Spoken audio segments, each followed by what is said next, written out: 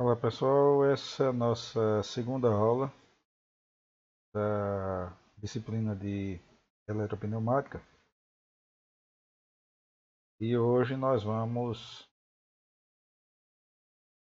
estudar o ar comprimido, e sua rede de distribuição e seus componentes. Muito do que a gente viu na última aula vai ser contextualizado aqui hoje, tá? E à medida que a gente for avançando, eu vou chamando a atenção de vocês para esse aspecto.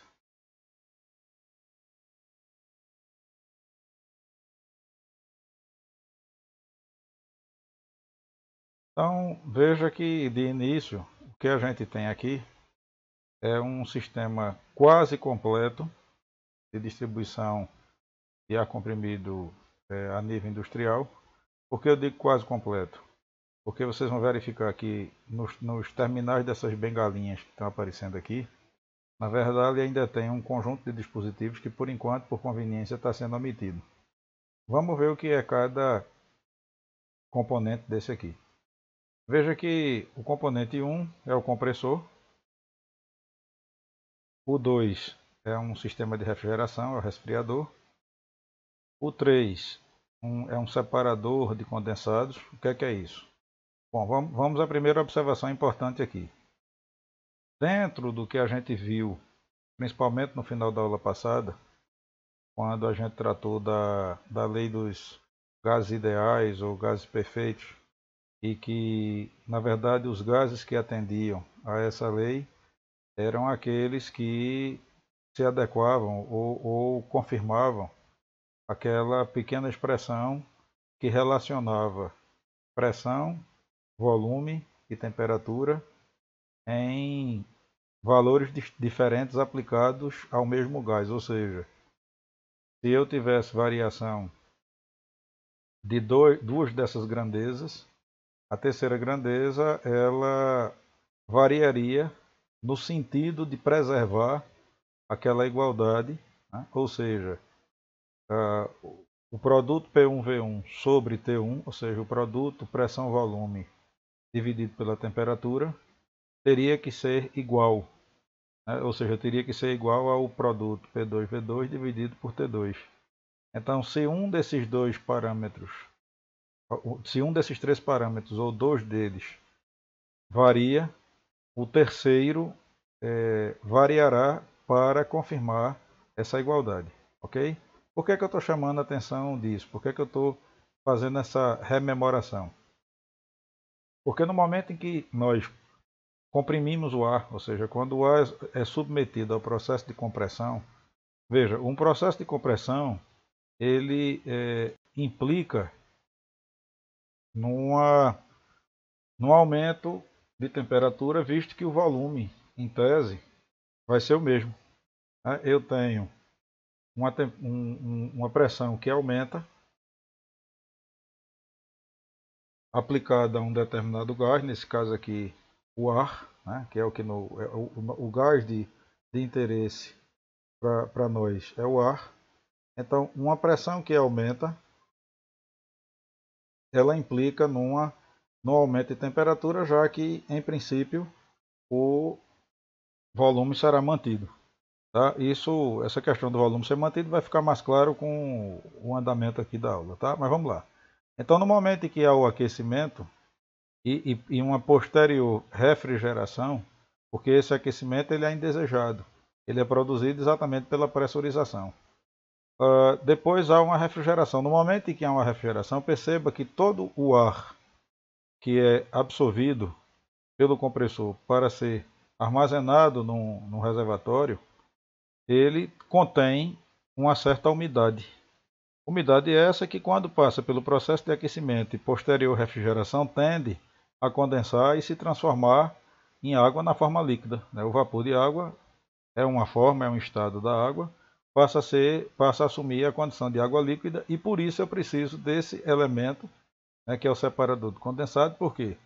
Porque o armazenamento desse ar, no armazenamento desse ar, é indesejável que exista água, né, ou um nível de umidade elevado. Então a gente tem esse primeiro separador aqui.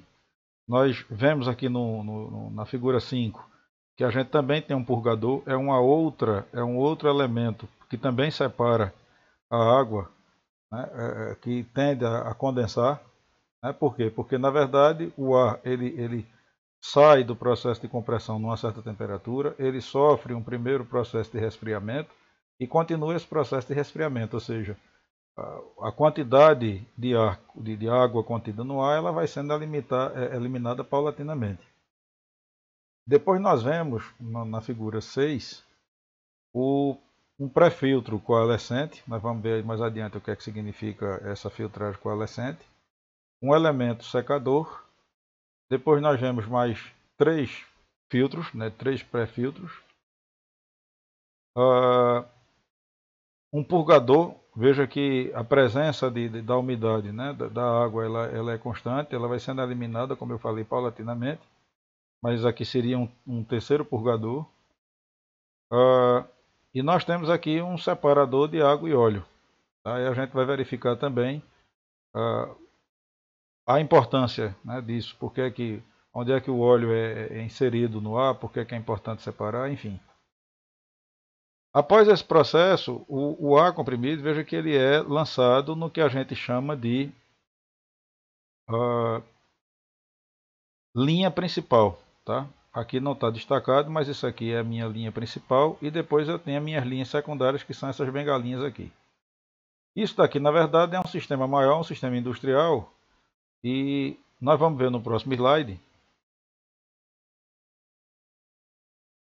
o mesmo sistema, só que com destaque para uma daquelas bengalinhas, ou seja, com destaque aqui para a minha saída secundária, para a minha linha secundária.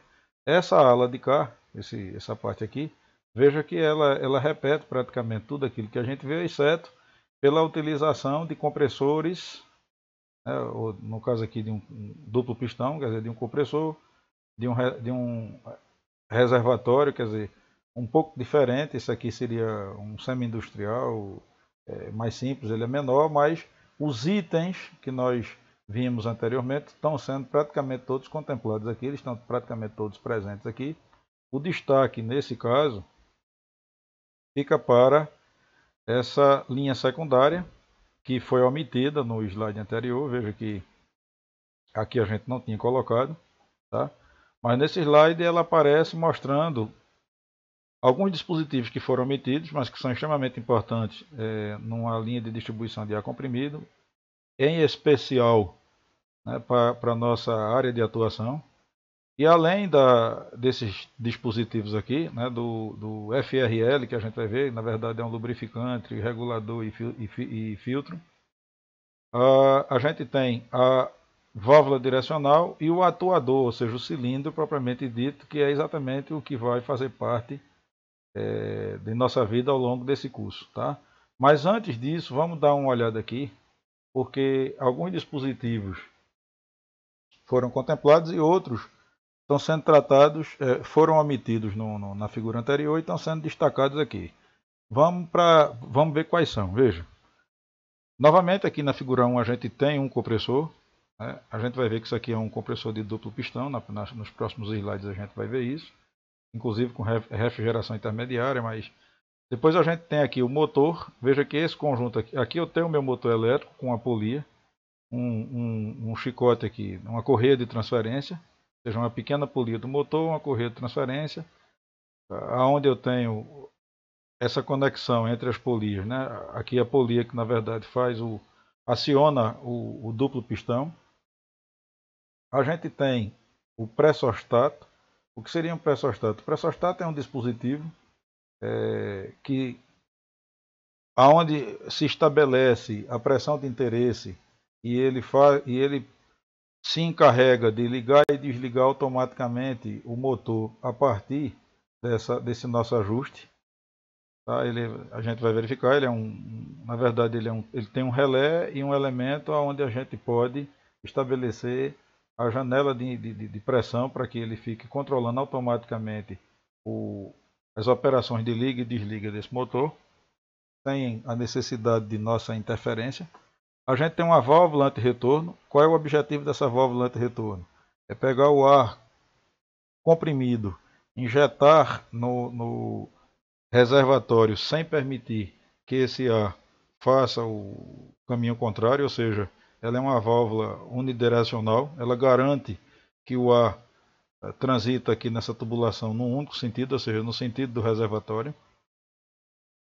Nós temos o reservatório propriamente dito, que está aqui na figura 5. Nós temos o manômetro, que é um dispositivo indicador, cuja a finalidade, a função é mostrar, né, nos informar qual é a pressão do ar que está armazenado no reservatório. O purgador, novamente aqui, quer dizer, qual é o objetivo desse dispositivo? Como eu falei para vocês, é pegar a água que condensa e assume a forma líquida e simplesmente drená-la. Nós temos uma válvula de segurança aqui na figura 8. Essa válvula ela é extremamente importante. Por quê?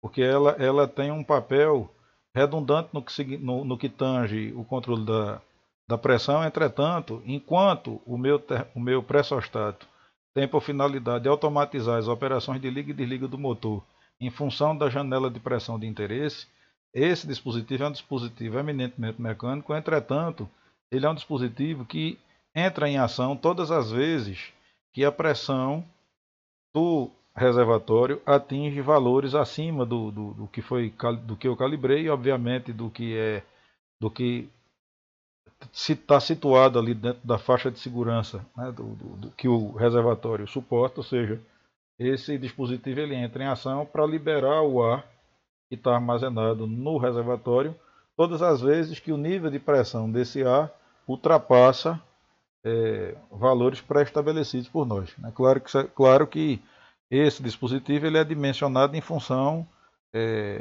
de parâmetros associados principalmente à capacidade do meu reservatório. Tá? Então ele seria um dispositivo eminentemente de segurança. O secador de ar, como eu falei para vocês na figura anterior, é um elemento que está sempre presente, porque o objetivo, na verdade, é que nós tenhamos o ar o mais seco possível.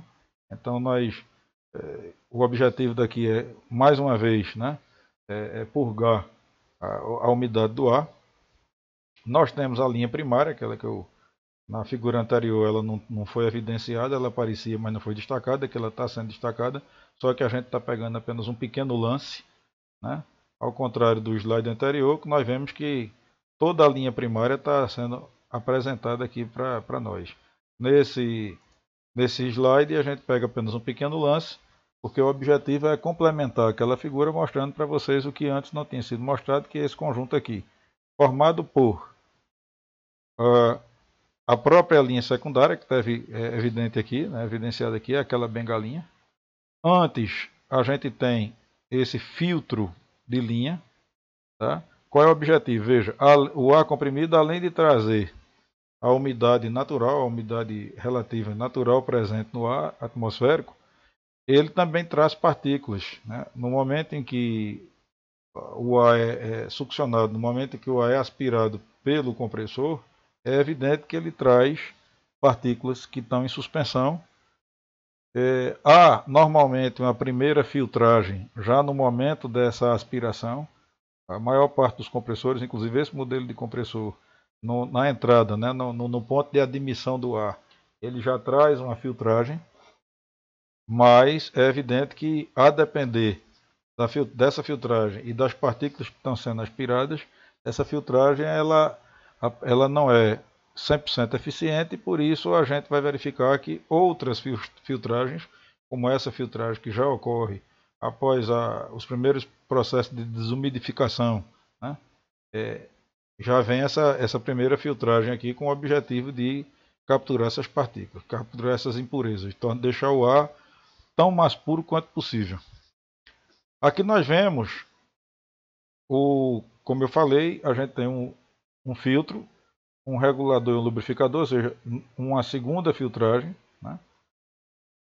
A gente vai ver que o nome desse dispositivo, como a própria figura 13 está mostrando aqui, esse dispositivo 13, na verdade aqui eu tenho 3 dispositivos conjugados num único módulo conhecido como FRL ou, de uma maneira coloquial, lubrifio, é outro termo que é muito comum e utilizado. Tá? Essa unidade, esse módulo aqui, na verdade, é composto por uma unidade de filtragem, unidade de regulação e unidade de lubrificação. Veja que aqui surge uma questão interessante. O óleo que no slide anterior aparece aqui, sendo submetido a filtragens, e onde o objetivo é a separação do óleo da água, existem óleos que são inseridos de maneira indesejável no ar comprimido, por conta dos mecanismos anteriores aqui à distribuição, mas existe também a situação do óleo que é desejável, não em todos os atuadores, não em todas as válvulas, tá, pessoal? Mas existem situações, a depender do porte do meu conjunto atuador, né? Levando em consideração que o meu atuador propriamente dito é o cilindro, né? Aqui a gente está destacando como atuador, mas isso é o cilindro. Aqui é a minha válvula direcional, tá? Aqui está o regulador de fluxo. Na verdade, a depender do porte desse conjunto atuador, alguns componentes desses dispositivos recomendam a utilização de óleos lubrificantes, mas veja que aqui não é o óleo, não é o mesmo óleo, quer dizer, esse é um óleo apropriado e desejável em algumas situações, a depender da natureza, né, do tipo do atuador que será utilizado.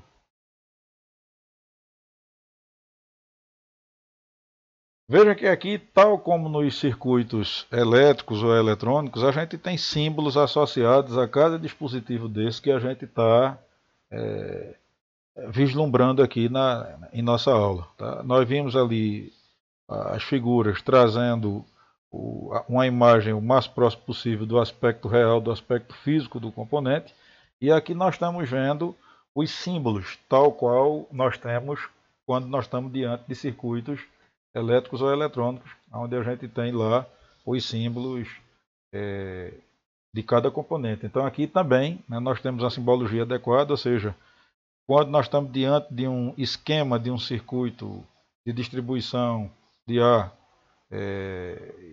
um circuito pneumático, cada elemento ele tem o seu símbolo normatizado. Então aqui a gente tem a aspiração, aquela que eu falei para vocês, que não estava evidente lá nas figuras anteriores, mas essa aspiração ela conta com uma filtragem, né? Então aqui a gente tem a unidade de aspiração e a primeira filtragem. Após isso vem o compressor, né? E aí veja que o compressor está acoplado aqui a um motor, né? O processo de compressão ele sempre depende de uma dinâmica que é imposta, né? Providenciada na verdade pelo motor. Nós temos a etapa de resfriamento, uma outra filtração ou filtragem, a secagem, a armazenagem, e aí veja que um destaque menor para a distribuição, a gente viu que a gente tem a linha principal e a secundária, mas aqui ele não está dando destaque a isso e está destacando o nosso FRL, que é a unidade de tratamento final. Tá? Aqui ele não inclui os atuadores, os elementos acionadores que a gente colocou, né, os atuadores propriamente dito. Por quê? Porque, na verdade, uma linha de distribuição de ar comprimido ela não tem que necessariamente estar acoplada a dispositivos eminentemente pneumáticos, como é o que acontece aqui. Tá? Então, vocês vão ver mais adiante que esse símbolo aqui está associado, na verdade, ao FRL. Tá? Aquele é o meu FRL.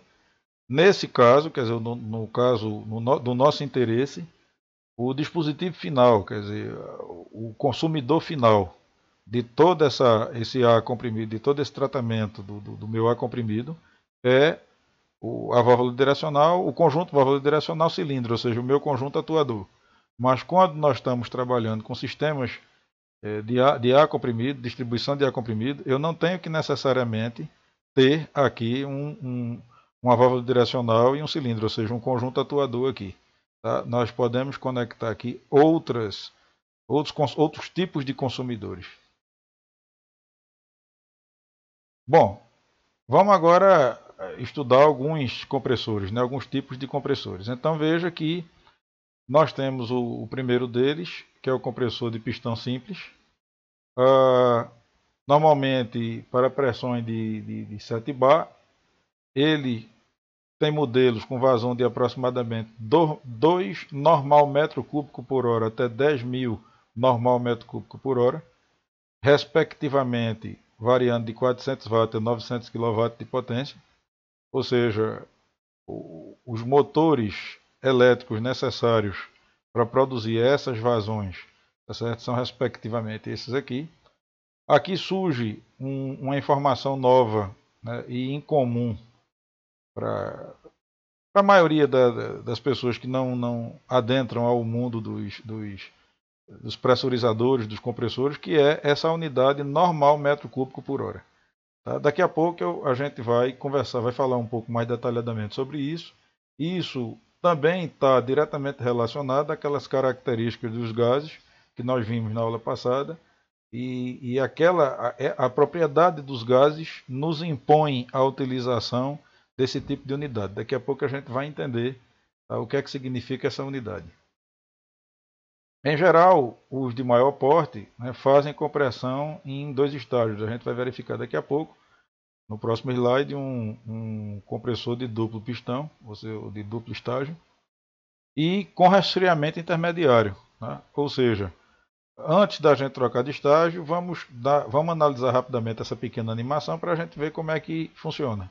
Então eu tenho um excêntrico aqui, né, que o giro, ou seja, esse movimento circular aqui, que é garantido pelo motor, né, eu tenho meu motor, minha transferência, está aqui a minha polia, essa é a polia. Então esse movimento circular, onde eu tenho esse excêntrico aqui, garante esse movimento, a animação deixa bem claro, esse movimento de sobe e desce aqui, tá? Do êmbolo, né? do meu pistão.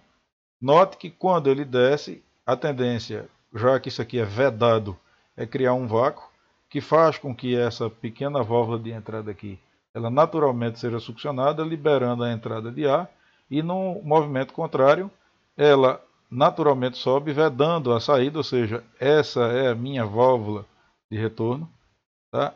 E liberando a saída do ar comprimido para, aqui no caso, já que ele é de simples estágio, direto para o reservatório. Tá? E no caso do de duplo estágio, a gente vai verificar agora o que é que ocorre. Tá aqui no de duplo estágio, o procedimento por pistão é rigorosamente, o processo é rigorosamente o que a gente acabou de ver, só que entre o primeiro estágio e o segundo estágio, existe uma serpentina aqui de refrigeração, quer dizer, uma tubulaçãozinha onde você passa pelo primeiro processo de refrigeração, tendo em vista aquilo que a gente comentou no início, que é a tendência de aquecimento, de superaquecimento do ar, quando ele está passando pelo processo de pressurização. Tá? No caso de duplo estágio, algumas características são interessantes. Tá?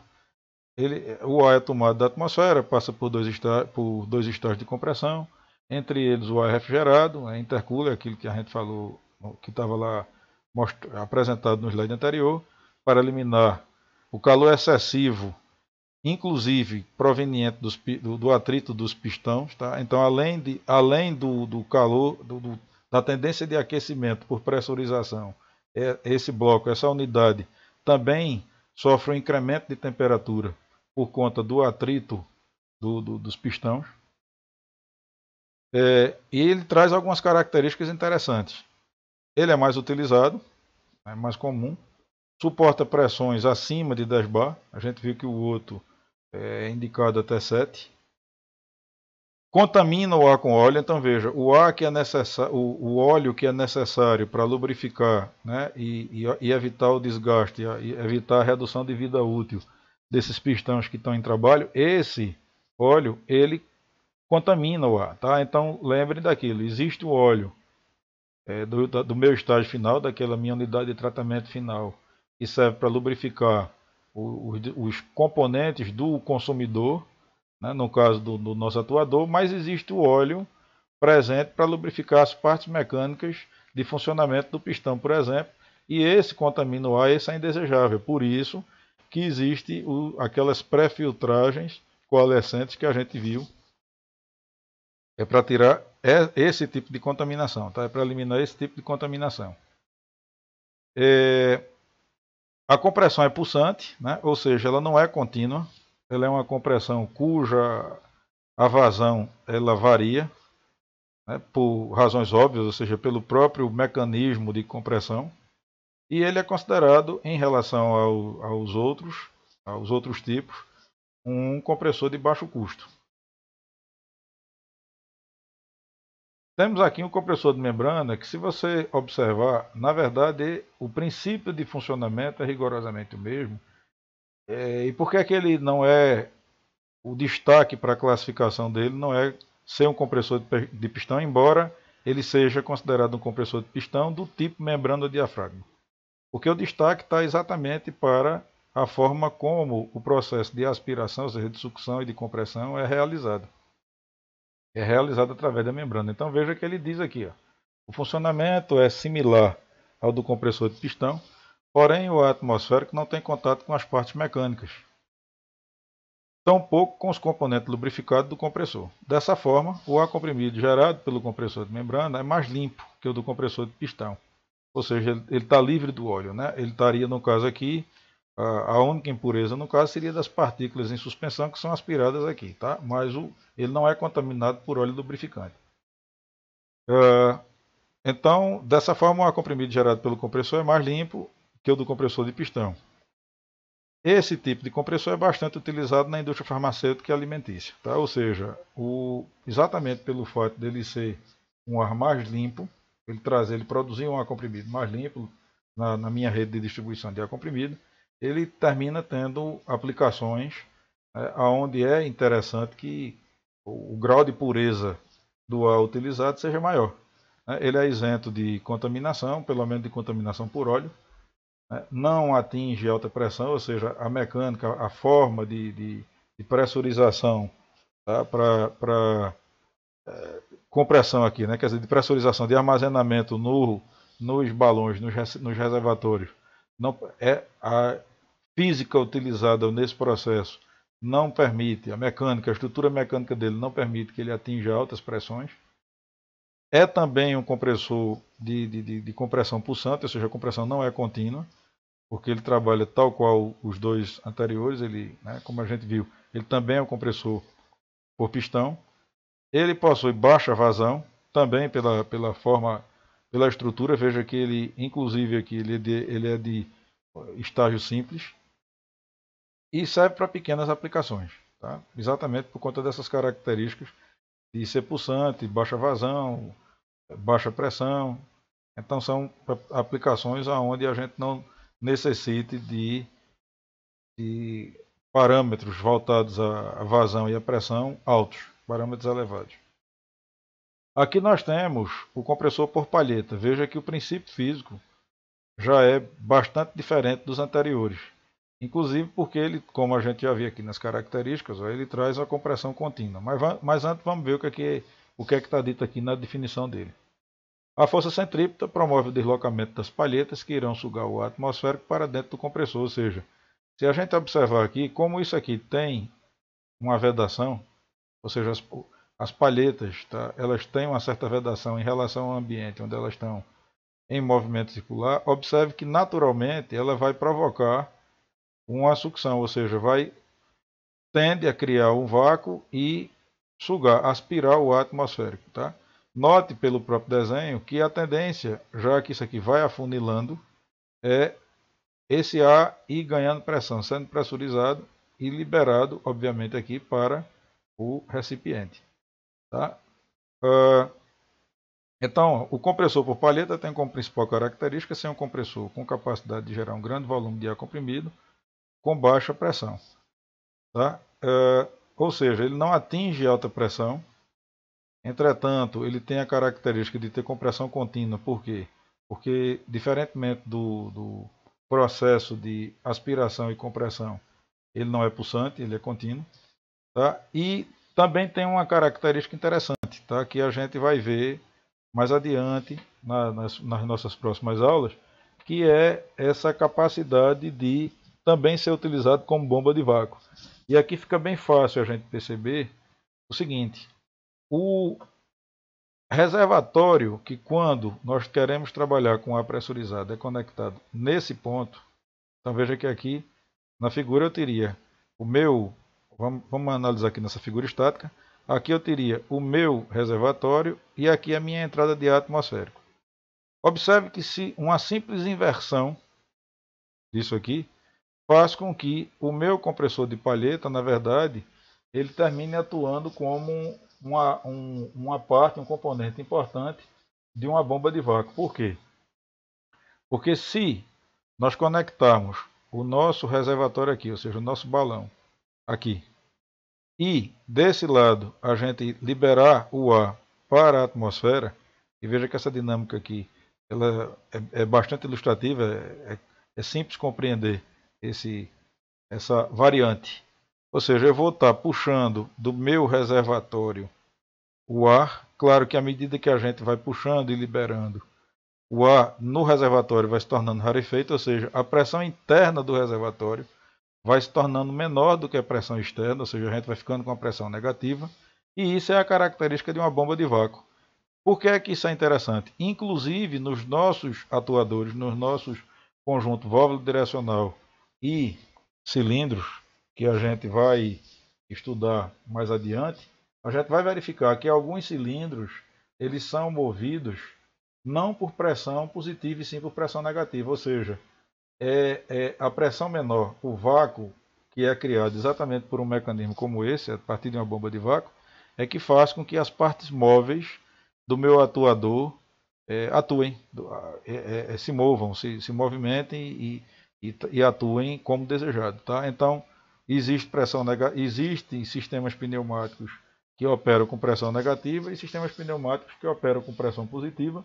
E quem, na realidade, é responsável por essa variação na pressão, variação de sinal na pressão, é exatamente o conjunto motor-compressor, mais especificamente o tipo, né? O compressor e o reservatório, e a pressão negativa ou positiva que a gente está criando, seja, na verdade, um compressor propriamente dito, né? De pressão positiva no reservatório, ou seja, uma bomba de vácuo, onde a gente tem no reservatório, na verdade, uma pressão negativa, ou seja, uma ausência de ar, né? Uma pressão mais baixa, uma quantidade de ar menor. Tá?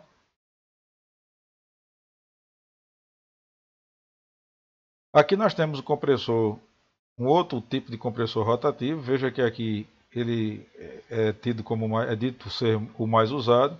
Pode ser encontrado com vazões de aproximadamente 50 a 5.000 normal metro cúbico por hora. Alguns são de 2 estágios para maiores pressões. Pode ter lubrificação ou não. O resfriamento pode ser a água.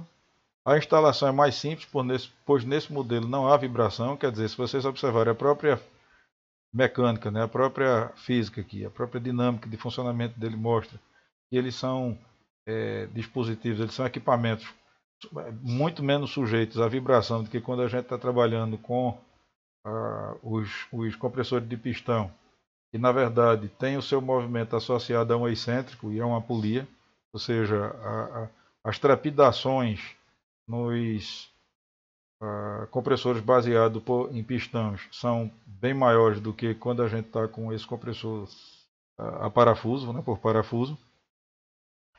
Opera através de movimento rotativo de 2 parafusos, sendo um côncavo e outro convexo.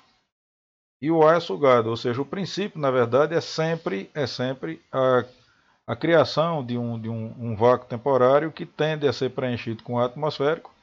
E nesse caso aqui, por exemplo, o encontro da concavidade de um dos parafusos com a convexidade do outro, a convecção do outro, faz com que o ar seja pressurizado. Né? A concavidade e a convexidade, entendeu?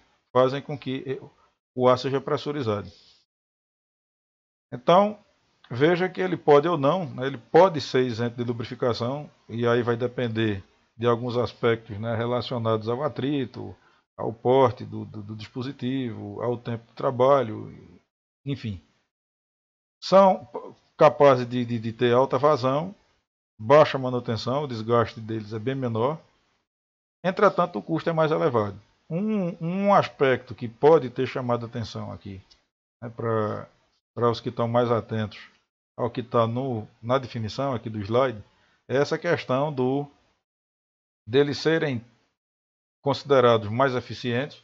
E, no entanto, quando a gente vai para aquele slide lá do primeiro deles, aonde a gente tem aqui, ó, de 2 normal metro cúbico por hora a 10.000, naquele a gente tinha de 50 a 5.000. E aí vem a pergunta, por que é que eles são mais eficientes? Porque se a gente for observar, note que nesse daqui que está numa faixa de 2 a 10.000 normal metro cúbico por hora, a gente tem de 400 watts a 900 kW.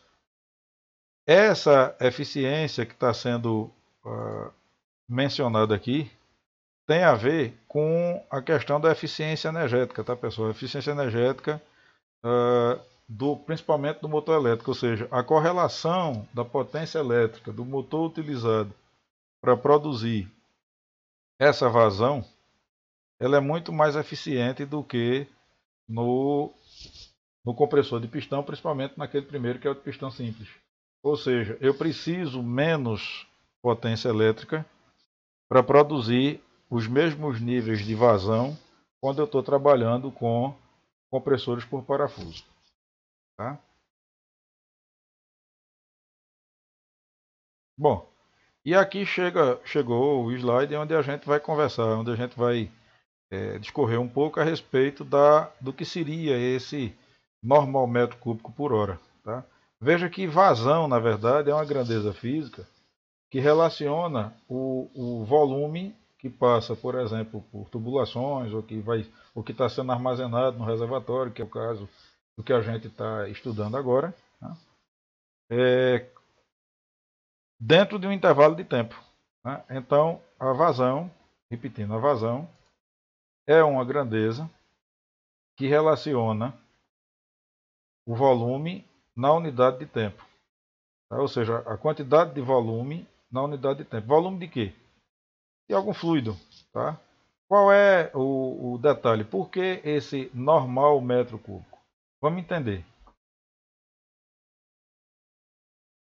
Esse normal metro cúbico, como ele diz aqui, como um gás, né, e lembre-se da nossa primeira aula que o ar é um gás, é compressível, ó, aquela propriedade que a gente viu, a compressibilidade dos gases, ou seja, como um gás é compressível, ou seja, ele tem a propriedade de variar o volume com a variação da pressão ou temperatura. Novamente aqui, ó, lei dos gases perfeitos ou gases ideais, né, que relaciona sempre pressão, temperatura e volume de um determinado gás. Né? Claro que é o mesmo gás, né, repetindo e sendo bem insistente, aquele P1 vezes V1 sobre T1 é igual a P2 vezes V2 sobre T2, na verdade esses índices 1 e 2 dizem respeito à variação desses três parâmetros aplicados ao mesmo gás. O que é que tem de importante? É que quando dois desses parâmetros variam, o terceiro vai variar no sentido de preservar, ou seja, no sentido de manter, de confirmar a expressão, ou seja, a igualdade das duas razões. Certo? Nunca esqueçam disso. Então veja que aqui a gente está vendo, dentro de um contexto prático, inclusive numa coisa bem específica, que é a compreensão dessa unidade, que é uma unidade foi adotada diretamente para esse universo que a gente está estudando hoje, que é o universo da pressurização e armazenamento do ar, ou de gases. Então veja que está aqui, ó, repetindo. Como um gás, o ar, por exemplo, que é um gás, é compressível, ou seja, tem a propriedade de variar o volume com a variação da pressão e ou da temperatura. Uma vazão volumétrica expressa em metros cúbicos por hora não informa com a quantidade, ou seja, a massa. É aquela história, lembre-se também daquilo que a gente viu quando a gente estava estudando lá a expressão de Clapeyron, né, que reúne lá as três leis, que é na verdade a conjugação das três leis. Veja que o gás, o ar, ele está associado, ele é uma matéria no estado físico, né, no estado gasoso, mas ele tem massa, ou seja, ele tem um número de moléculas. Né? Basta lembrar a equação de Klepper, que é uma variante expandida da lei dos gases ideais. Né? O nosso PV igual a nRT. Veja que o nR era a minha constante, ou seja, o produto pressão-volume é igual a uma constante que multiplica a temperatura, ou seja, é a mesma lei expressa de uma maneira diferente, agora dando destaque à existência de matéria no gás, ou seja, de partículas. Né? Então veja que, na verdade, uma unidade em metros cúbicos por hora, tratando de vazão, não informa com a quantidade, ou seja, a massa, né, de gás, o número de partículas de gás, com precisão. Ele não diz quanto está sendo movimentada. Por quê? Exatamente porque essa quantidade ela não depende apenas do volume, ela depende da pressão e da temperatura daquele gás, daquele fluido. Então veja, para que a informação seja completa, a vazão em metros cúbicos por hora deve vir acompanhada da pressão e da temperatura do gás, para fazer algum sentido. Isso torna difícil a comparação de valores de vazões volumétricas em metro cúbico por hora, quando as condições de temperatura e pressão são diferentes. Então, na verdade, se a gente tiver num processo de compressão e armazenamento e as condições atmosféricas ou ambientais do gás que está sendo comprimido forem distintas, uma vazão de metro cúbico por hora ela não é completa, ela não me dá uma ideia completa da quantidade de material, nesse caso de gás ou de ar, que eu estou comprimindo num determinado reservatório.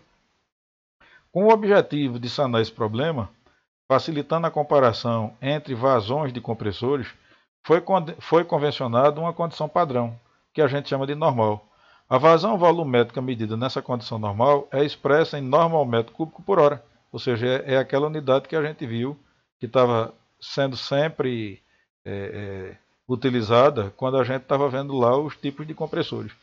Mas o que é essa condição normal? Por que é que agora, qual é o tipo de padronização que é estabelecido por essa unidade que torna possível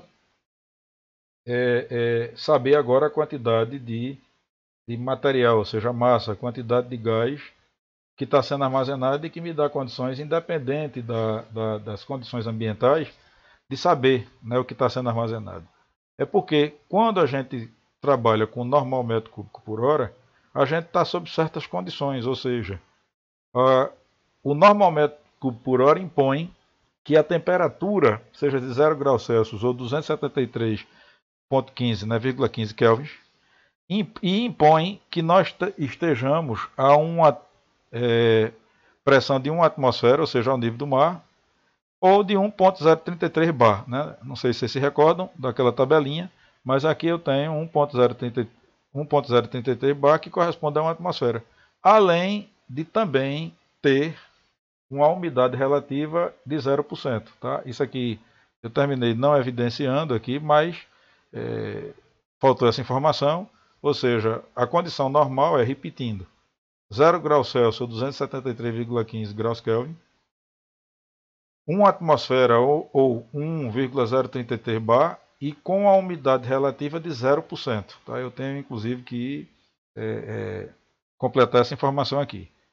Isso posto, está aqui a expressão que relaciona uma unidade a outra. Ou seja, se eu tenho um normal metro cúbico por hora e quero converter para metro cúbico por hora, basta que eu aplique essa expressão aonde o meu T1 é a temperatura de entrada do ar em graus Celsius, ou seja, é a temperatura do ar que está sendo admitido, que está sendo aspirado pelo compressor. Esse P1 é a minha pressão de entrada no flange de admissão, ou seja, mesma coisa, a temperatura e a pressão tá, no flange de admissão, ou seja, na entrada do compressor. O detalhe interessante, ó, outro aspecto, veja que em matéria de contextualização, esse slide aqui está espetacular em relação ao que a gente viu na aula passada. Veja que a pressão de interesse aqui é a pressão absoluta. Tá? É uma pressão dada em quilogramos por centímetro quadrado, mas é uma pressão absoluta. Vocês devem se recordar que quando a gente está trabalhando com a lei dos gases ideais, a temperatura e a pressão que são consideradas, né, que devem ser levadas em consideração, aplicadas lá na expressão é a pressão absoluta. Tá? Então veja que aqui ele evidencia esse detalhe na conversão dessas unidades. Esse RH é a umidade relativa, tá? Então veja, é a umidade relativa no flange de admissão, lembrando, tá? Ou seja, é a umidade relativa do ar que está sendo aspirado, mas lembrando que para 1 normal metro essa umidade tem que ser de 0%, tá? E o PV é a pressão parcial do vapor d'água também em quilogramos por centímetro quadrado absoluto, tá? É pressão absoluta. Pronto. Isso, aplicado esses valores aqui, né, do ar em questão, a gente consegue expressar essa vazão, tá, em metro cúbico por hora. Então veja que quando eu trabalho com normal metro cúbico por hora, eu simplesmente evito as distorções, tá, que eventualmente aparecem, né, por conta das propriedades do ar, as situações em comparação, as situações em questão apresentarem parâmetros de pressão, temperatura ou volume distintos. Tá, gente? Um detalhe interessante é, se a gente fugir muito do que a gente considera as condições ideais, né, do ar, ou seja, se a gente se afastar das CNTP, né, que são as condições normais de temperatura e pressão, existe um fator, o fator de pressurização, é um fator de correção que a gente aplica também aqui nessa fórmula, tá? Mais nessa expressãozinha. Mas, de um modo geral, considerando que a gente não vai se distanciar tanto das condições normais de temperatura e pressão, das CNTP, essa é a expressão que relaciona essas duas unidades. Então, essa unidade específica que surgiu é exatamente para evitar o inconveniente em relação à quantidade realmente de material, de fluido que está sendo pressurizado, que está sendo armazenado ali no meu reservatório, tá? Que está sendo comprimido e armazenado no meu reservatório. Bom, veja que a gente estava em tipos de compressores, a gente viu lá a conversão de unidade, essas duas unidades, agora a gente vai entrar para tipo de regulagem. Tá? Que regulagem? Vamos lá. Na saída do compressor, nessa regulagem, ou seja, regulagem por descarga, existe uma válvula limitadora de pressão, está aqui ela, e quando no reservatório é alcançada a pressão desejada, ela se abre dando passagem, permitindo que o ar escape para a atmosfera. Uma válvula de retenção, está aqui, impede que o retorno do ar, que haja retorno do reservatório para o compressor. Ou seja, veja que aqui eu tenho o ponto de aspiração, aqui eu tenho o conjunto motor-compressor, aqui uma válvula que permite apenas que o ar se desloque nesse sentido, esse ar vai ser armazenado aqui, essa válvula impede o deslocamento do ar no sentido contrário. Lembrem-se que isso é importante, por quê? Porque o ar que está aqui, né, ele é um ar pressurizado, então se não existisse essa válvula, a tendência natural era que houvesse o escape. Aqui é a minha rede de distribuição, tá? Só que a liberação desse ar para a rede de distribuição é feita a partir dessa válvula limitadora, né, com piloto externo, quando eu tenho um controle de saída de ar pressurizado através de regulagem por descarga. Ou seja, o ar só é liberado no momento em que ele atinge a pressão desejada. Certo? Já nesse outro modelo, que é regulagem intermitente, ele é completamente diferente. Tá? O que é que a gente tem? Esse primeiro conjunto, motor, compressor, válvula de retenção, reservatório, isso é a mesma coisa. O que muda aqui é o ar que sai do reservatório, ele está ali liberado. A gente tem normalmente uma chavezinha mecânica, que no momento que eu abro essa chave mecânica, ela foi omitida aqui, tá? Mas seria uma válvulazinha mecânica, uma torneirinha. No momento em que eu abro, esse ar vai para a rede de distribuição. Normalmente, a pressurização da linha é feita, né? A gente vai ver mais adiante, com a utilização de manômetro, mas onde é que está o detalhe aqui desse modelo de regulagem? É porque a regulagem para a manutenção da pressão na linha e da quantidade de ar do reservatório é feita através do pressostato, ou seja, no momento em que a gente aciona no momento em que o sistema começa a funcionar. O pressostato ele é calibrado, tá, dentro de uma determinada janela de pressão, aonde o processo de ligamento e desligamento do motor está exatamente em função dos limites que eu estabeleço aqui no meu pressostato. Tá? Então veja, com essa regulagem o compressor funciona em dois campos, pressão máxima e pressão mínima, ou seja, essa janela que eu acabei de dizer. Ao alcançar a pressão máxima, o motor acionador do compressor é desligado totalmente. Tá? Aqui, ó, veja que isso aqui é uma espécie de relé, e no momento em que eu estou na pressão máxima, né, a minha alimentação elétrica, quer dizer, esse solenoide aqui, desliga o motor. Tá? Ou seja, há um movimento aqui de forma a desligar o motor. Quando a pressão chega ao mínimo, o motor é religado, né, e o compressor trabalha novamente. A frequência de comutação pode ser regulada num pressostato. E, para que os períodos de comando possam ser limitados numa média aceitável, é necessário um grande reservatório. Bom, vamos discutir um pouquinho a respeito disso. Por que é que é importante ter um grande reservatório se eu quiser aumentar o tempo de liga-desliga? Né? Lembre-se que a minha linha de distribuição, que culmina em linhas secundárias e consequentemente, nos consumidores, elas estão absorvendo aquele ar pressurizado. Certo? Aquele ar, na verdade, ele está sendo consumido. Evidentemente que isso faz com que a pressão do reservatório diminua, porque já que o ar está sendo consumido, né, eu preciso recarregar esse reservatório. Né? O ar está sendo consumido, então a quantidade de matéria, a quantidade de ar pressurizado vai baixar. Tá? No momento em que ela baixa a um nível mínimo estabelecido por mim no pressostato, o motor volta a funcionar para recarregar o meu reservatório. Por que é que ele está dizendo que há uma necessidade de um grande reservatório? Para eliminar as operações de liga-desliga, ou seja, para eliminar uma grande quantidade de operações de liga-desliga.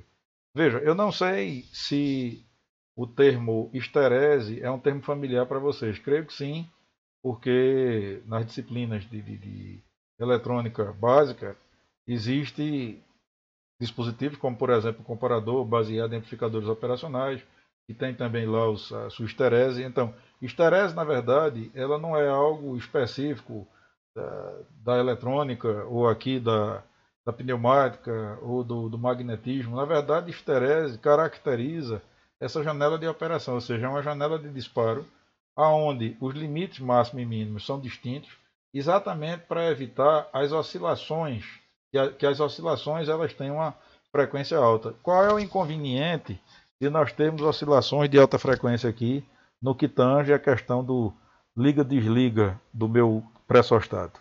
É porque o motor elétrico, a própria estrutura física dele, principalmente se ele for um motor de potência elevada, não é recomendável que nós fiquemos a dar partida em intervalos muito curtos. Né? Vocês provavelmente, como estão no terceiro período, vocês ainda não passaram pela cadeira de acionamento de máquinas, por exemplo. Mas quando vocês forem estudar acionamento de máquinas, vocês vão ver que quanto maior a potência de um motor, mais importante é o cuidado em acioná-lo, ou seja, principalmente em tirá-lo das condições inerciais. Porque o motor, na verdade, ele correlaciona energia mecânica com energia elétrica. Então, um motor de grande potência, ele tem a estrutura mecânica, se correlaciona de maneira que no momento em que eu dou a partida, tanto a nível de energia elétrica, o consumo é muito mais alto nas partidas, quanto o próprio desgaste, a própria diminuição de vida útil do motor se torna significativa na medida que eu der mais partidas nesse motor. Tá? Então seria uma espécie de oscilação, quer dizer, o ideal é que a gente trabalhe com intervalos de liga-desliga maiores. Ora, se eu quero aumentar esse intervalo, se eu quero diminuir a frequência de operações de ligamento e desligamento do meu motor, é evidente que o meu reservatório vai ter que ter uma capacidade muito maior. Por quê? Porque para que só haja uma necessidade de religamento para uma recarga de ar pressurizado num intervalo de tempo maior. Tá? Então, claro que o aumento de um reservatório ele está sim associado ao aumento desse ΔT aqui, né, de liga-desliga, mas a outra coisa que também está associada a essa operação é o nível de consumo. Né? Por que eu estou evidenciando isso? Porque é evidente, é óbvio, que o tamanho de um reservatório também está diretamente ligado ao custo desse reservatório, ou seja, do meu sistema no final. Então, lembre-se que a execução de um projeto, seja ele qual for, em qualquer área da tecnologia, está associada à redução de custo. Então, se eu tenho também um baixo consumo, né, se a minha vazão é baixa, se o meu consumo de ar comprimido por minha rede de distribuição for baixo, eu posso buscar um ponto ótimo, ou seja, um reservatório cujos níveis de ar pressurizado não caiam, a ponto de tornar esse intervalo pequeno, meu ΔT de liga-desliga aqui do motor pequeno, mas que seja grande o suficiente para não comprometer o motor. Então veja que o consumo também influencia no tamanho do reservatório. Mas o que está em questão aqui é importante um reservatório que tenha tamanho suficiente para que as operações de liga e desliga não comprometam a vida útil do meu motor. Agora a gente vai começar a parte de tratamento do ar comprimido. A gente vai começar pelo processo de refrigeração. Um dos processos, o primeiro tipo que a gente vai estudar aqui agora é o processo de refrigeração por ar. Então veja que a figura ela é bem ilustrativa. Aqui a gente tem um refrigerador, a imagem real dele, mas como é que isso aqui funciona? Tá? Isso que vocês estão vendo aqui, essas serpentinas estão aqui, ó, né? E por dentro não é visível, não é claro. Aliás, é sim, tá aqui, essas linhas horizontais aqui, ó, é exatamente a minha tubulação de ar. Tá? E qual é o processo? Consiste numa série de condutores, que a gente está vendo, são essas linhas horizontais, e essas serpentinas, quer dizer, qual é o objetivo dessas serpentinas? É exatamente melhorar a convecção, melhorar a troca de calor entre a tubulação que contém o ar comprimido, né? e a ventilação. E aí consiste em uma série de condutores pelos quais flui o ar comprimido por uma área que passa uma corrente de ar frio por meio de um ventilador. Quer dizer, o ventilador e esse radiador, né? essas lâminazinhas que são as lâminas que favorecem a radiação, né? Quer dizer, a troca de calor com o ambiente. Tá? Isso aqui são os radiadores. Nós temos também a refrigeração por água, que consiste também numa série de condutores pelos quais flui o ar comprimido por um lado e a água por outro, normalmente em sentido contrário, como está mostrando aqui na figura. Veja, claro que são dutos que, embora o sentido seja contrário para favorecer a convecção, ou seja, a troca de calor por convecção, evidentemente que não existe contato direto da água com o ar que está sendo refrigerado. Tá? A água que surge nesse ar aqui é devido à umidade natural que ele já traz da atmosfera, mas de forma alguma o contato com a água do sistema de refrigeração. Esse dreno que vocês estão vendo aqui, ó, é exatamente para purgar a água que surge pela condensação, tá? Pelo resfriamento do ar. Não tem nada a ver com a água utilizada no processo de refrigeração. Um outro detalhe importante, que eu já ia negligenciando, mas aí facilmente a gente volta para outra figura. Veja que tanto num caso quanto no outro, o símbolo, né, é sempre bom, é sempre importante estar observando isso aqui. O símbolo é o mesmo porque o princípio de refrigeração é distinto, mas ambos são refrigeradores. Né? Ambos têm a finalidade de refrigerar o ar.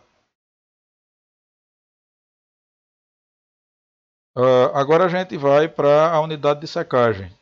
Ou seja, resfria o ar através de uma queda real de temperatura. Essa queda provoca condensação do vapor d'água. Então veja que enquanto o outro dispositivo, o objetivo era refrigerar o ar, esse aqui é eliminar a umidade. Né? Então o ar entra numa câmara de troca de calor, que provoca a primeira queda na temperatura. Após isso ele vai para uma segunda câmara de resfriamento, e sofre uma espécie de choque térmico. Então tem a primeira câmara, a segunda câmara. Nessa câmara, a refrigeração é mais forte, e aí com isso você consegue a condensação. Aqui a gente está vendo o purgador, ó. Depois o filtro. Então veja que aqui eu tenho um elemento de purga, um dreno, aqui um filtro, para que só depois o ar seja liberado para o reservatório. Então entrada de ar, primeira câmara de refrigeração, a segunda, onde ele sofre um choque térmico, porque a temperatura aqui dessa tubulação, né, que troca calor por convecção, é bem mais baixa. Com isso ele sofre um processo de condensação, drenagem através desse dreno aqui, a filtragem, nesse caso aqui das eventuais partículas em suspensão que tenham sido aspiradas, e depois a liberação para o reservatório.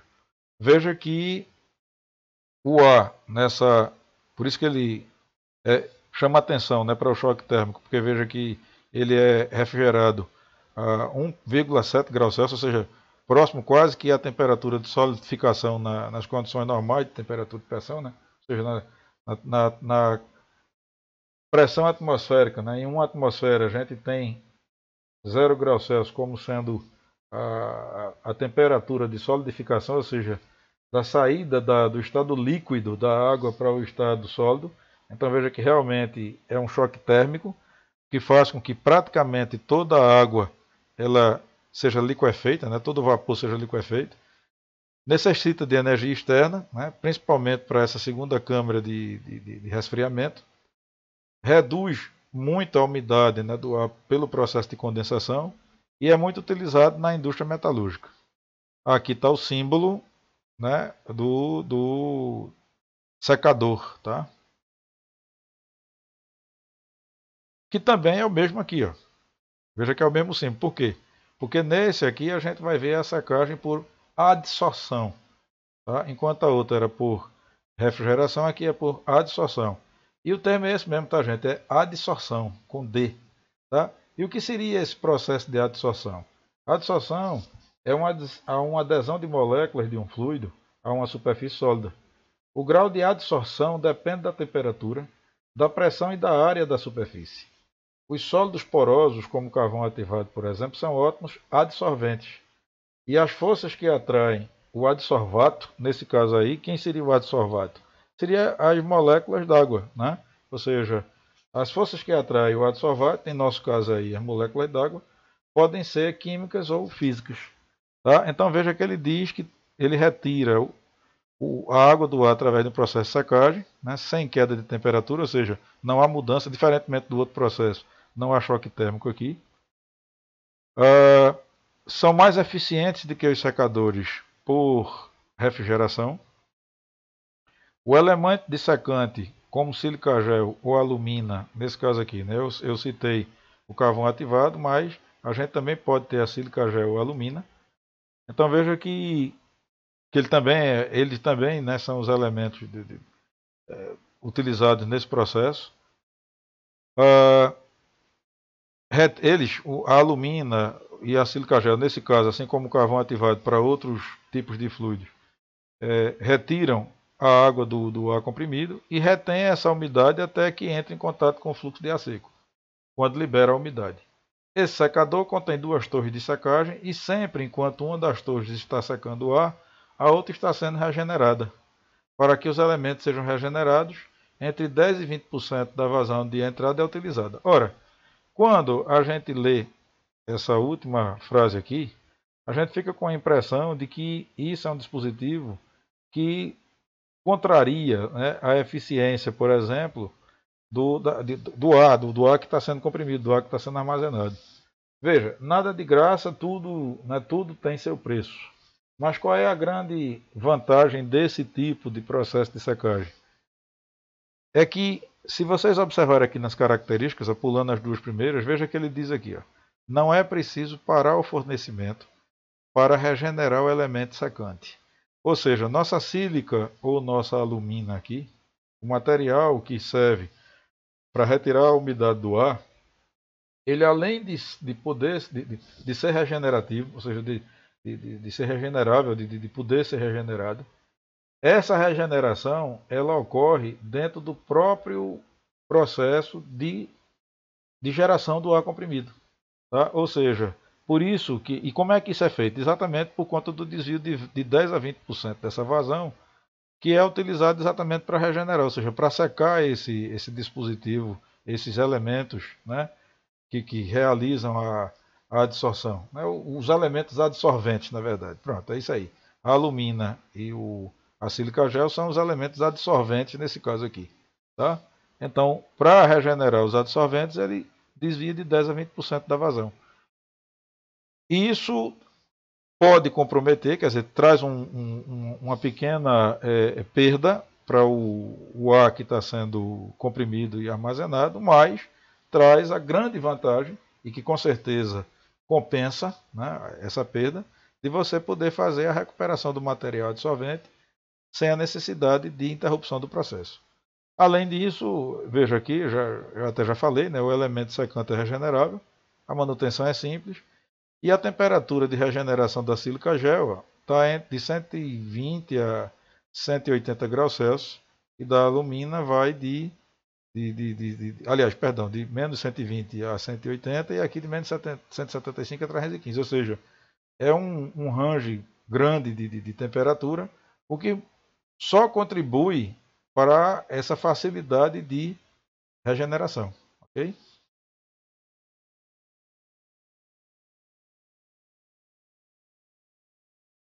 Os drenos, né, são exatamente aqueles purgadores que a gente falou, ou seja, que armazenam a água condensada, né, a água que é retirada do ar, e liberam. Tá? Obviamente, isso aí vai liberar também para elementos armazenadores. Tá?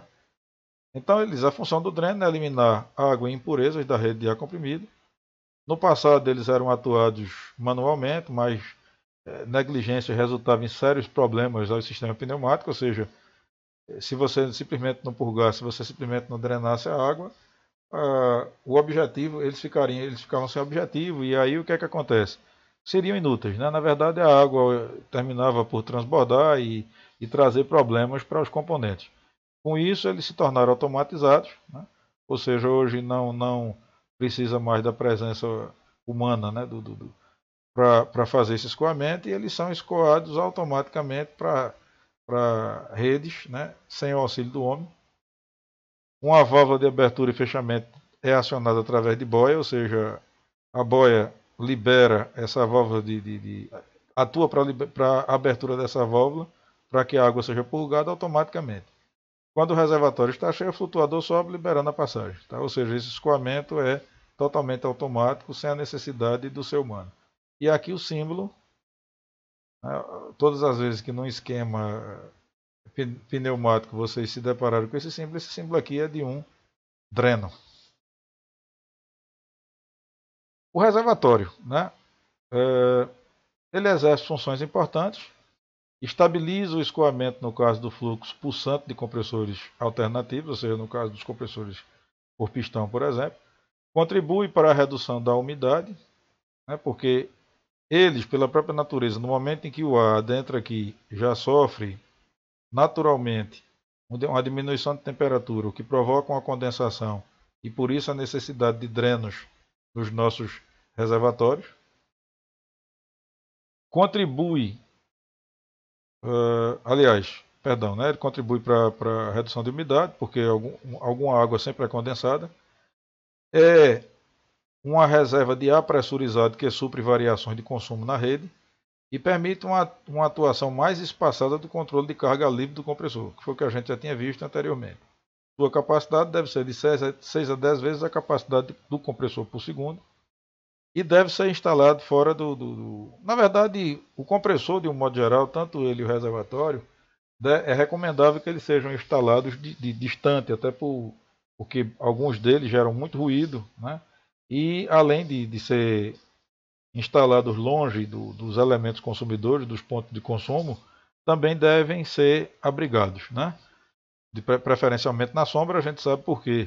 A temperatura naturalmente vai influenciar na pressurização do ar armazenado, e isso pode trazer alguns problemas, tá? De instabilidade inclusive de funcionamento. Os reservatórios no Brasil, eles seguem a norma NR13 da ABNT. Um detalhe interessante, né, que merece algum comentário aqui, tá? É a analogia dos nossos reservatórios com capacitores elétricos, tá? Vocês devem lembrar que lá na eletrônica básica a gente tem, por exemplo, nossos circuitos de retificação em meia onda e onda completa, por exemplo. E quando nós queremos diminuir o ripple, né, as ondulações, o que é que a gente faz? A gente usa um capacitor que, quando calculado de maneira adequada, ele reduz significativamente essas ondulações. Por que é que eu estou fazendo essa analogia? Porque aqui ela se aplica perfeitamente. Basta que vocês comparem, basta que vocês substituam, né, o nosso retificador pelo compressor, ou seja, um compressor a parafuso, que é mais eficiente porque o fornecimento é contínuo, ou a palheta, ou duplo pistão, tá? Que é menos eficiente. E entendam que assim como nos circuitos de meia onda ou onda completa, o capacitor funciona para diminuir essas ondulações e facilitar a vida dos reguladores, por exemplo, aqui funciona do mesmo jeito, gente. Ou seja, o consumidor, se lá a carga não via as ondulações eram muito menores e sacrificavam muito menos algumas cargas intolerantes à variação de tensão, aqui eu também sacrifico muito menos.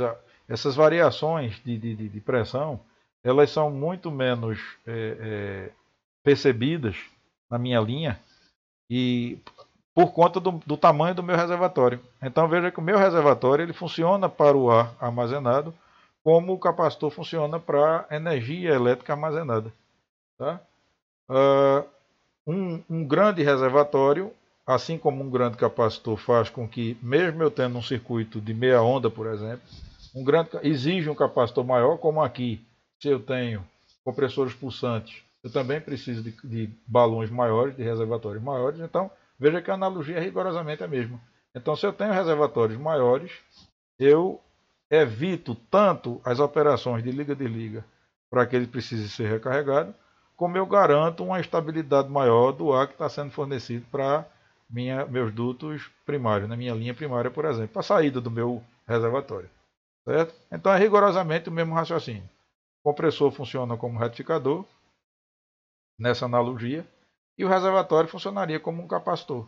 Se eu tenho menos eficiência no fornecimento de carga, de corrente e tensão, eu preciso de capacitor maior. Se eu tenho mais eficiência, capacitor menor.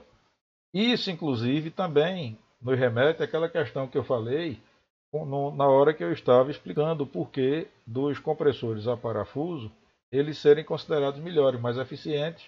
Por quê? Porque, na verdade, como o fluxo é contínuo, eles precisam tanto de potência elétrica menor, ou seja, o motor que faz com que o compressor funcione, ele é um sistema de maior eficiência energética, ou seja, o meu motor pode ser menor, assim como o meu reservatório também pode ser menor. Tá? E onde é que isso fica evidente? Né? Vamos ver. Aqui está dois exemplos, né, de dois reservatórios distintos. E aqui a simbologia dele no circuito. Onde é que isso fica evidente? Aqui, ó.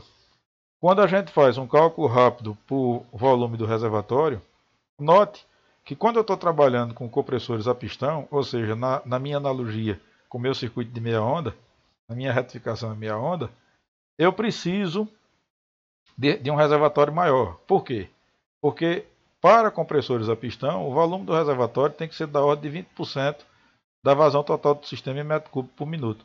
Então ele pega compressores, por exemplo, né? Vazões, né? Porque o compressor é diferente, mas aqui é uma vazão pulsante e aqui é uma vazão contínua. Então veja aqui, para uma mesma vazão em compressores diferentes, o volume do meu reservatório, no caso do compressor a pistão, precisa ser 20%, o que exigiria um reservatório de aproximadamente 1 metro cúbico, ao passo que quando eu estou com um compressor rotativo, ou seja, um compressor a parafuso, por exemplo, eu preciso apenas de metade desse volume, 0,5 metro cúbico.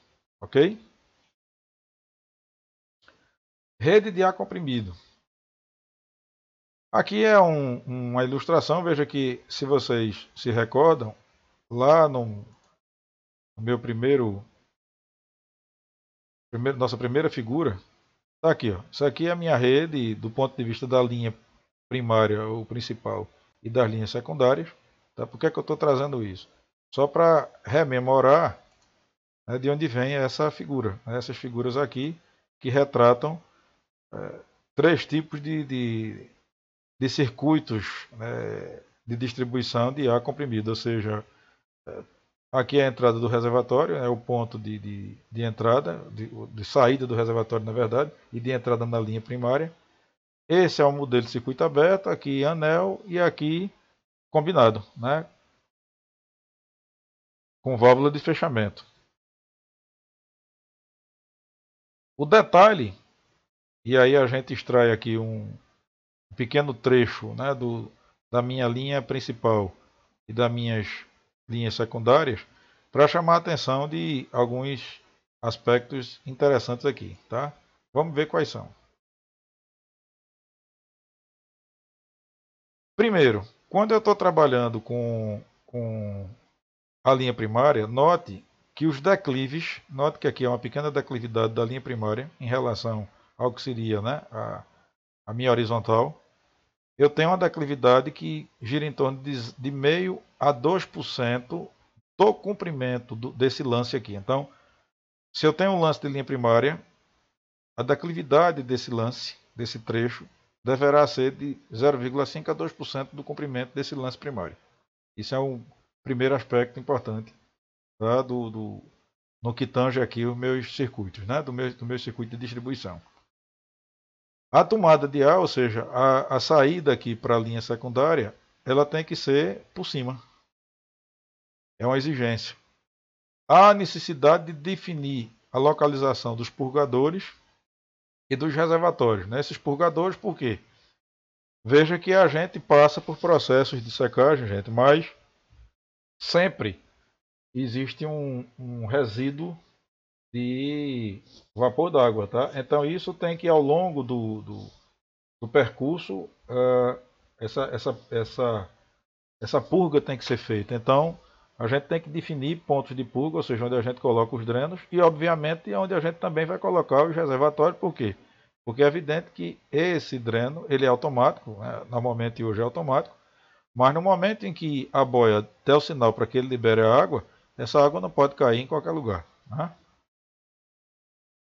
E a última recomendação é que a gente não use o final de linha para aplicar consumidores. Tá? Ou seja, é uma outra recomendação. Né? No final da linha, a gente sempre tem que ter válvulas de bloqueio. Tá certo? Aqui está um destaque para quê? Para a tomada da linha secundária, é uma figura apenas onde fica mais evidente a tomada para a linha secundária, essa bengalinha, né? E uma tomada para conexão do dreno, né? Para fazer a purga, tá?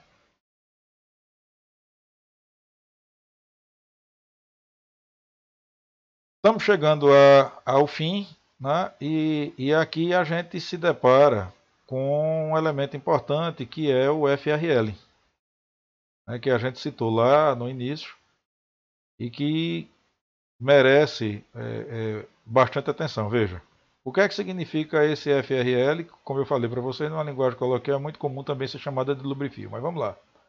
Aqui é filtro, regulador e lubrificador. Tá? Veja, após o ar ser comprimido, ele passa por uma série de etapas, a gente viu isso, né, e processos, para estar adequado na utilização industrial. Nesse caso nosso aqui vai ser para ser utilizado nos acionadores pneumáticos, tá? Mas não é só isso, os processos industriais, o ar comprimido tem várias aplicações. Né? No nosso caso, a gente vai trabalhar com válvulas e atuadores pneumáticos. Mas vamos lá. As unidades de tratamento de ar representam a preparação final do ar. Ou seja, depois de todo aquele processo de pressurização, desumidificação, filtragem, né? Ele ainda chega aqui nesse processo aqui nessa etapa final. Por isso que a gente chama isso aqui de unidade de preparação, porque o ar que sai, que passa por esse último estágio, ou seja, por esse módulo FRL, é o ar que vai ser entregue verdadeiramente ao meu consumidor. No nosso caso aqui, nossas válvulas e nosso cilindro. Então veja que ele tem que estar em perfeitas condições, tá certo? De desumidificação, de pressurização, né? de pureza. Né? Então vamos lá. Esse último estágio é realizado exatamente por essa unidade. Então ele diz, as unidades de tratamento de ar representam a preparação final do ar. O grau de qualidade do ar comprimido está diretamente relacionado com a aplicação. Tá? Então, está aqui, filtro, regulação, regulador e lubrificador. Aqui está o símbolo dele. Veja que o símbolo detalhado, né, mostra, tem destaque para o dreno, tem destaque para o regulador, aliás, perdão, tem destaque para o filtro, tem destaque para o regulador e tem destaque para o lubrificador. Mas, normalmente em esquemas, ele aparece dessa forma, ou seja, isso daqui é a simbologia simplificada do meu FRL. Tá? Aqui a gente vai fazer um breve estudo detalhado de cada um dos 3 dispositivos que compõem o FRL, começando pelo filtro de ar padrão, né? O primeiro filtro aqui tem 2 modelos, vamos começar pelo padrão aqui, quer dizer, tem mais de 2 modelos, mas assim, eu evidenciei um padrão e um específico. Veja que aqui, ó, o filtro de ar ele serve para a eliminação de partículas que contaminam o ar comprimido. Veja que aqui eu não estou falando de água, aqui são as partículas de suspensão que são absorvidas, tá certo? Poeira, ele até cita umidade também, mas aqui no caso o destaque maior estaria para poeira e óleo, por exemplo. Por quê? Porque veja que daqui a pouco a gente vai verificar que a gente vai falar daquele filtro com aquela característica, né? Com aquele adjetivo esquisito. Já já a gente chega nele, para vocês entenderem o que é. Esse é o padrão, né? Com o objetivo de filtrar as partículas, né, que são aspiradas e que não foram eliminadas pelos separadores. Veja que na verdade isso aqui, a gente não esquecer que isso aqui na verdade é um componente que faz parte da minha unidade final de tratamento. Então esse ar que está sendo mais uma vez tratado aqui já passou por todos aqueles processos anteriores que a gente viu até agora. Né? E esse sistema, aí ele diz, o sistema é um sistema modular, tá certo? O grau de separação é de 99,9% de filtragem para partículas de até 0,3 microns, tá? No filtro padrão, tá? Tá aqui a simbologia dele. Agora, gente, aparece o tal do filtro coalescente. Né? Esse termo aqui também não é um termo comum. Assim como a gente hoje teve contato com a unidade de normal metro cúbico por hora para vazão, esse termo também não é um termo comum, é um termo específico de quem trabalha com essa parte de distribuição de ar e gases. Tá? Mas o que seria esse filtro coalescente, esse microfiltro? Qual é a diferença dele para o anterior? Vamos lá. A principal característica é a eficiência na retirada do óleo contido no ar. Veja que se a gente observar o primeiro slide, veja que ele aparece aqui. Ó. Pré-filtro coalescente grau X, pré-filtro coalescente grau Y, pré-filtro coalescente grau Z. E veja que todos os 3 estão aqui próximos do elemento separador de água e óleo. Certo? Ou seja, eu estou eliminando o óleo de estágios anteriores do compressor, a depender do tipo de compressor e etc. O meu filtro coalescente ele tem o objetivo de fazer essa filtragem aqui e ele termina aparecendo novamente, né, lá na minha unidade, tá? Na minha unidade de filtragem, aqui, tá? Tá aqui, ó. É tirar o óleo contido no ar. Veja que o nosso filtro, vamos até retornar aqui 2 slides, tá certo? Veja que esse nosso filtro, ele é a primeira etapa do meu FRL, certo? Por que é que eu estou chamando a atenção para isso? Veja, existe o óleo indesejável e por isso eu preciso de um filtro eficiente para tirar, a depender, né? Principalmente de quem vai ser o meu consumidor, mas é preciso realmente um alto grau de eficiência. Ele diz que, aí está aqui, ó, a coalescência consiste na coleta de finas partículas em suspensão nos gases, através da coesão entre elas, formando partículas maiores que são mais facilmente removíveis. Certo? Então é um princípio, é um fenômeno físico de agregação, né? Que aumenta, que cria uma força de coesão, aumenta a força de coesão entre essas partículas em suspensão, fazendo com que elas se tornem maiores, porque elas se agregam, e com isso facilitando a filtragem. Veja que é uma filtragem que, diferentemente da standard, ela é capaz de filtrar partículas cuja ordem de grandeza é de 0,01 microns. Né? Veja que aqui era 0,03, que já é uma filtragem razoável. Aqui eu estou com a filtragem de 0,01 micron. O material utilizado para esse tipo de filtragem é o borosilicato, o nylon e o metal. Tá? Então é esses materiais que são utilizados no microfiltro coalescente. Tá aqui a simbologia, tal qual o anterior. De novo o mesmo raciocínio, né? São filtros cujo princípio de filtragem é diferente, mas para o circuito ele é um filtro, portanto a mesma simbologia. Agora a gente vem para os reguladores de pressão. Tá? Ou seja, o segundo aqui, né? A gente passou pelo filtro, agora a gente vai para o regulador de pressão. O regulador de pressão é um equipamento indispensável para qualquer aplicação onde se utiliza o ar comprimido como fonte de energia. Suas funções básicas são a regulagem e a estabilidade da pressão do ar comprimido a ser utilizado. Ou seja, é aquela história, né? Desde que eu tenha um reservatório que garanta uma certa estabilidade na pressão lá na minha tubulação, né?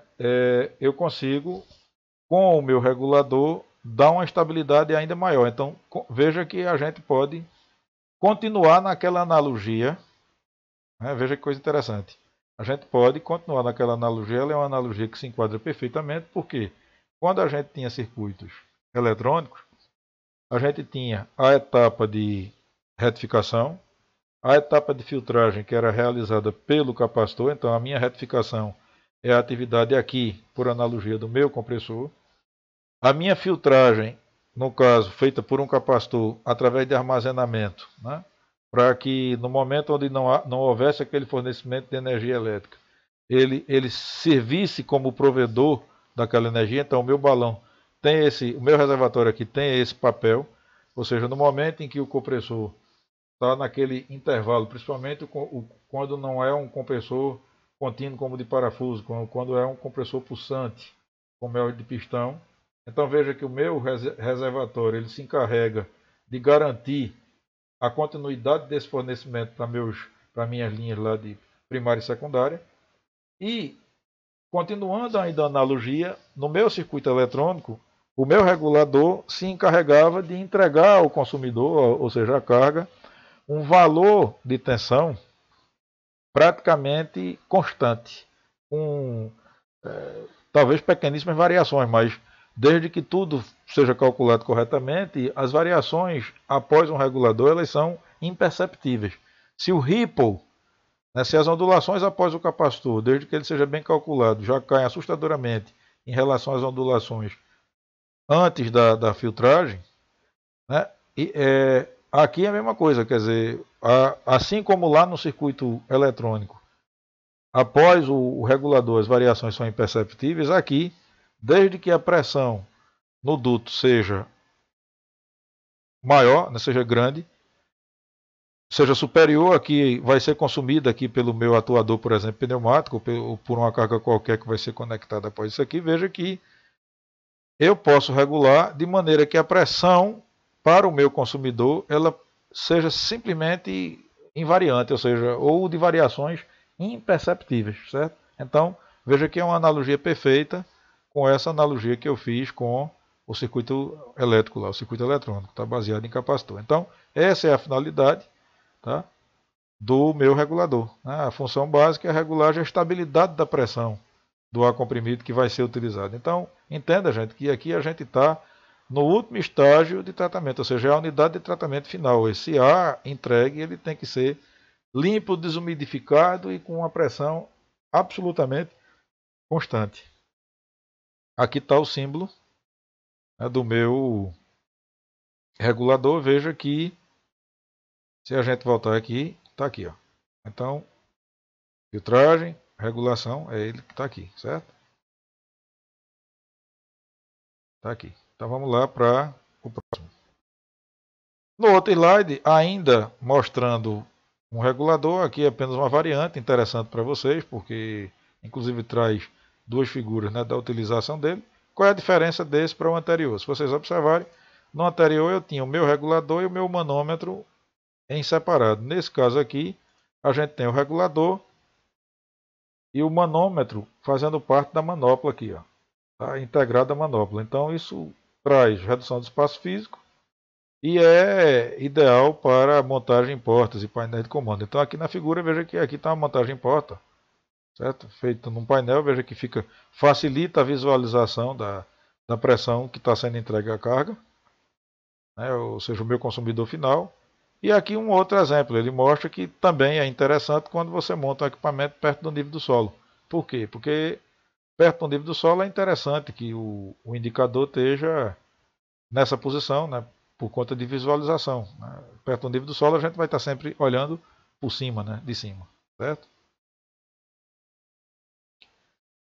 Chegamos no último componente, que é o meu lubrificador, certo? Ele é utilizado para enviar. Aí veja que agora, para que isso fique bem compreendido, né, não fique uma coisa estranha, tá? Até o presente momento eu falei de filtragem, de eliminação do óleo, né, no ar.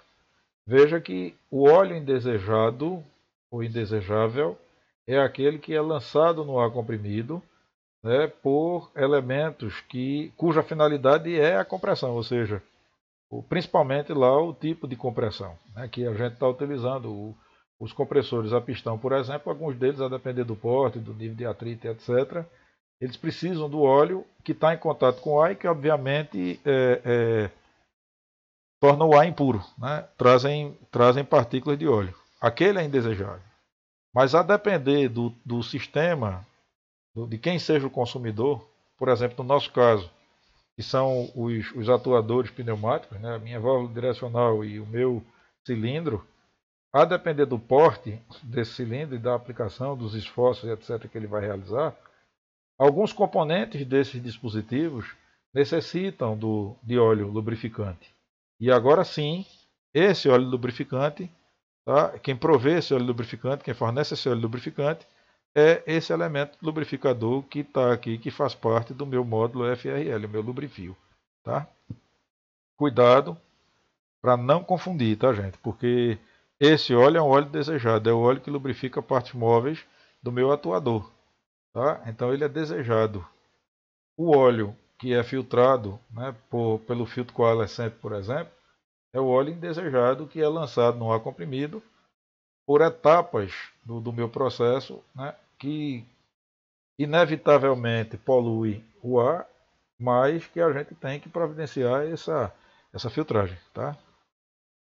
Então veja que ele diz aqui, ó, o lubrificador é utilizado para enviar o lubrificante até os componentes internos móveis dos dispositivos pneumáticos, diminuindo o atrito entre eles e tendo como consequência o aumento do rendimento e de sua vida útil.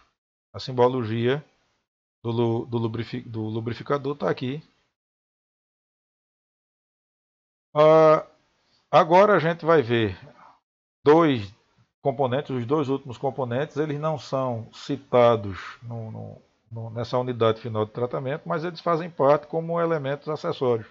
Um deles é o manômetro. Está aqui, inclusive, esse manômetro é um manômetro analógico, a gente tem manômetros digitais hoje. Né?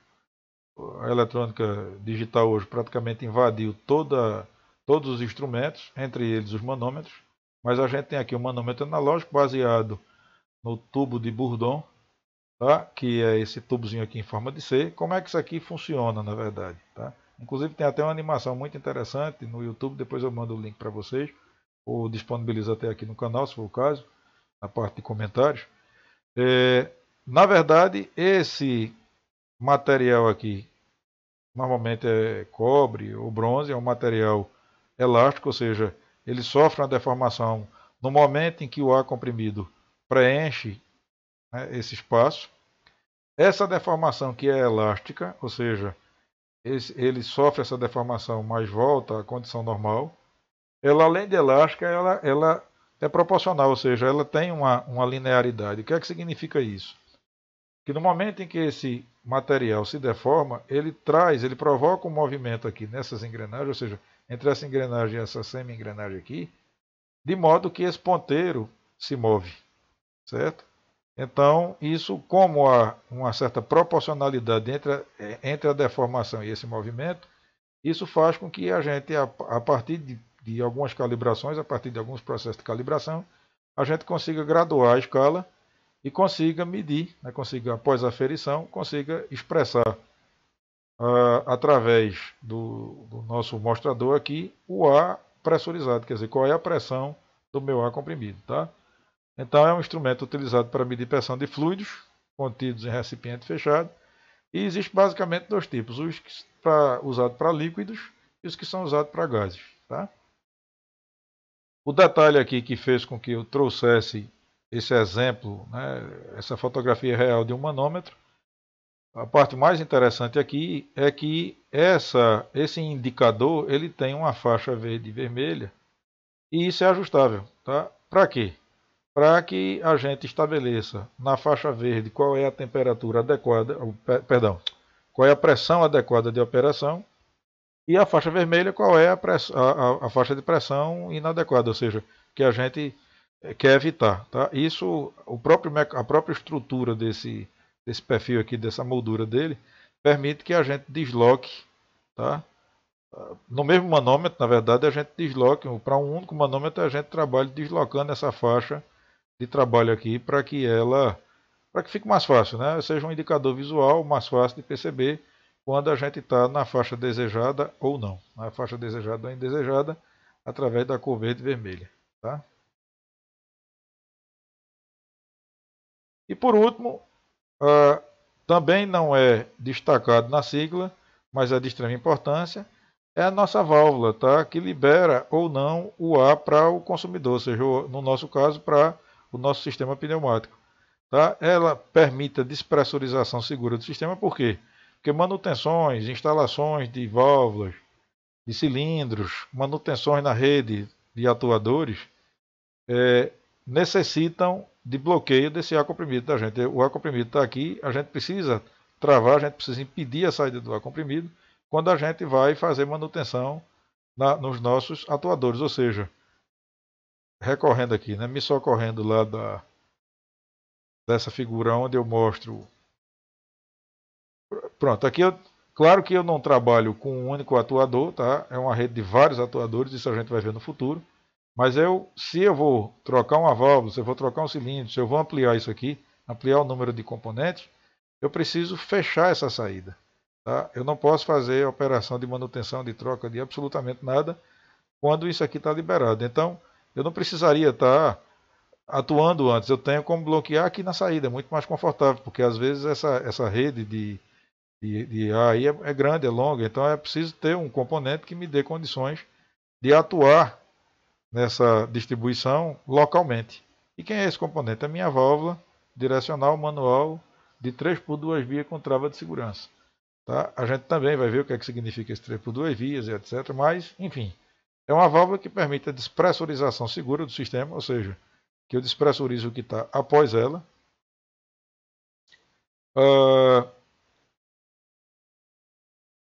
Com alívio residual de pressão, quando o sistema estiver despressurizado, permite a colocação de cadeado.